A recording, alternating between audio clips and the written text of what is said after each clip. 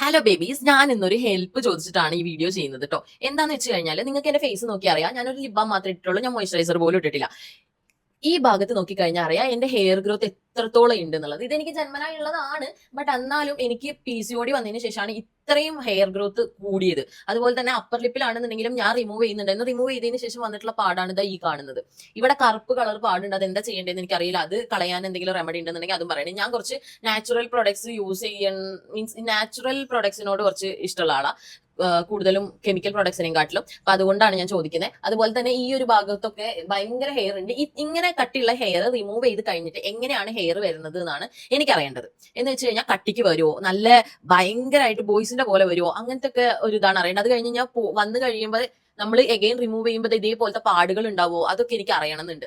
അപ്പോൾ നിങ്ങൾക്ക് അങ്ങനത്തെ വല്ല എക്സ്പീരിയൻസ് ഉണ്ടെന്നുണ്ടെങ്കിൽ ഒന്ന് കമന്റ് ബോക്സിൽ എക്സ്പീരിയൻസ് ഷെയർ ചെയ്യണം കേട്ടോ. കാരണം എനിക്കത് അറിയാൻ വേണ്ടിയിട്ടായിരുന്നു, അത്രയ്ക്ക് ആഗ്രഹമുള്ളതുകൊണ്ടാണ്. സോ നിങ്ങൾക്ക് അങ്ങനത്തെ എക്സ്പീരിയൻസ് ഉണ്ടെന്നുണ്ടെങ്കിൽ ഒന്ന് ഷെയർ ചെയ്യുക കമന്റ് ബോക്സിൽ. ഞാൻ എന്തായാലും റിപ്ലൈ തരാം. പറ്റുകയാണെങ്കിൽ ഒന്ന് ഹെൽപ്പ് ചെയ്യും. Thank you. ബൈ.